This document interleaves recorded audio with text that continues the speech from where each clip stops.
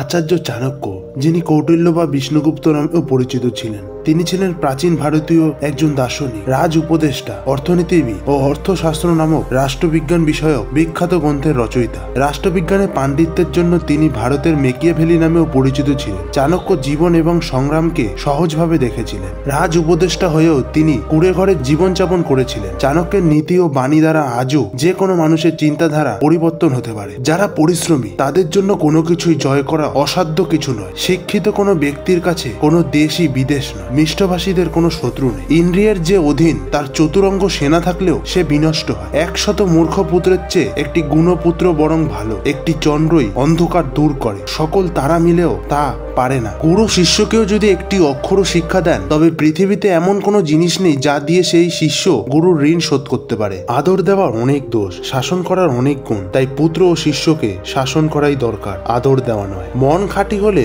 পবিত্র স্থানে গমন অর্থহীন। অন্তঃশ্বাস শূন্যদের উপদেশ দিয়ে কিছুই ফল হয় না। মলয় পর্বতের সংসর্গে বাস চন্দনে পরিণত হয় না। বিরাট পশুপালের মাঝেও শাবক তার মাকে খুঁজে পায়। অনুরূপ যে কাজ করে অর্থ সবসময় তাকে অনুসরণ করে। মনের বাসনাকে দূরীভূত করা উচিত। এই বাসনাগুলোকে গানের গুঞ্জনের মতন কাজে লাগানো উচিত। 3টি বিষয়ে সন্তোষ বিদেহ, নিজের পত্নীতে, ভোজনে এবং ধনে। কিন্তু অধ্যয়ন, জপ আর দান, এই 3টি বিষয়ে যেন কোনো সন্তোষ না থাকে। যে রাজা শত্রুর গতিবিধি সম্পর্কে ধারণা করতে পারে না এবং শুধু অভিযোগ করে যে তার পিঠে ছুরিকাঘাত করা হয়েছে, তাকে সিংহাসনচ্যুত করা উচিত। আকাশে উড়ন্ত পাখিরও গতিবিধি জানা যায়, কিন্তু প্রচ্ছন্ন প্রকৃতি কর্মীর গতিবিধি জানা সম্ভব নয়। উৎসবে, বিপদে, দুর্ভিক্ষে, শত্রুর সঙ্গে সংগ্রামকালে, রাজদ্বারে এবং শ্মশানে যে সঙ্গে থাকে সেই প্রকৃত বন্ধু।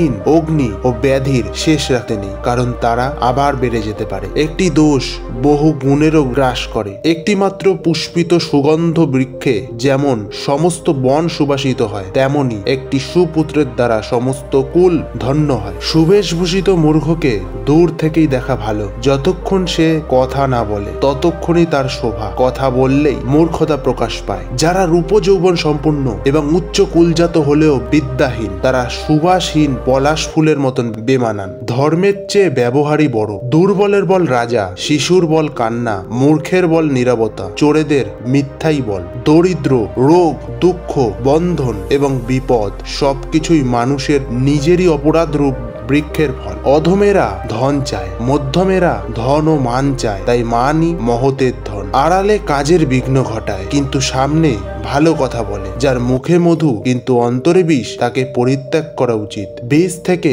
সুধা, নোংরা স্থান থেকে সোনা, নীচ কালো থেকে জ্ঞান, কিন্তু নীচ পরিবার থেকে শুভলক্ষণা স্ত্রী, এসব গ্রহণ করা সঙ্গত। বইয়ে থাকা বিদ্যা, পরের হাতে থাকা ধন একই রকম। প্রয়োজনকালে তা বিদ্যাই নয়, ধনই নয়। গুণহীন মানুষ যদি উচ্চ বংশেরও জন্মায়, তাতে কিছু আসা যায় না। নিচু কুলে জন্মালেও যদি কেউ শাস্ত্রজ্ঞ হয়, তবে দেবতারাও তাকে সম্মান করেন। গুণবানকে আশ্রয় দিলে নির্গুণ গুণী হয়। বড় স্ত্রীকে যে মায়ের মতন দেখে, অন্যের জিনিসকে যে মূল্যহীন মনে করে এবং সকল জীবকে যে নিজের মতন মনে করে, সেই যথার্থ জ্ঞানী। রাতের ভূষণ চাঁদ, নারীর ভূষণ পতি, পৃথিবীর ভূষণ রাজা, কিন্তু বিদ্যা সবার ভূষণ। নানাভাবে শিক্ষা পেলেও দুর্জন সাধু হয় না। নিম গাছ যেমন আমূল জলশক্তি করে, কিংবা দুধে ভিজিয়ে রাখলেও মধুর হয় না। হাতি থাকে 1000 হাত দূরে, ঘোড়া থাকে 100 হাত দূরে, শৃঙ্গধারী প্রাণী থাকে 10 হাত দূরে। অনুরূপ দুর্জনের কাছ থেকেও যথাসম্ভব দূরে থাকবে। হিতকারী পুত্র দুর্লভ, সমমনস্কা পত্নী দুর্লভ, প্রিয় স্বজন তেমনই দুর্লভ।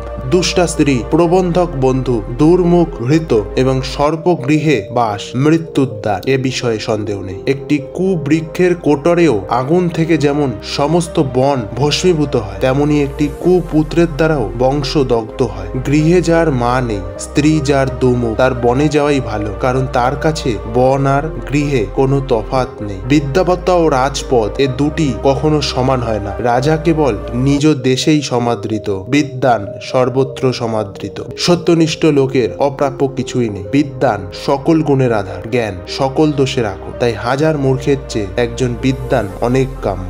সাপ নিষ্ঠুর, খলও নিষ্ঠুর, কিন্তু সাপের চেয়ে খল বেশি নিষ্ঠুর। সাপকে মন্ত্র ও ঔষধি দিয়ে বশ করা যায়, কিন্তু খলকে কে বশ করতে পারে? কোন বাণীটি আপনার সব থেকে অর্থপূর্ণ মনে হয়েছে কমেন্ট করে জানাবেন। ভিডিওটি দ্বারা আপনি উপকৃত হলে অবশ্যই একটি লাইক করুন ও আপনার প্রিয়জনদের মাঝে শেয়ার করুন, যাতে তারাও অনুপ্রাণিত হতে পারেন। আপনি চ্যানেলে প্রথমবার এসে থাকলে চ্যানেলটিকে সাবস্ক্রাইব করে পাশের বেল আইকন অল করে রাখুন। ভিডিওটি শেষ পর্যন্ত দেখার জন্য আপনাকে জানাই অসংখ্য ধন্যবাদ।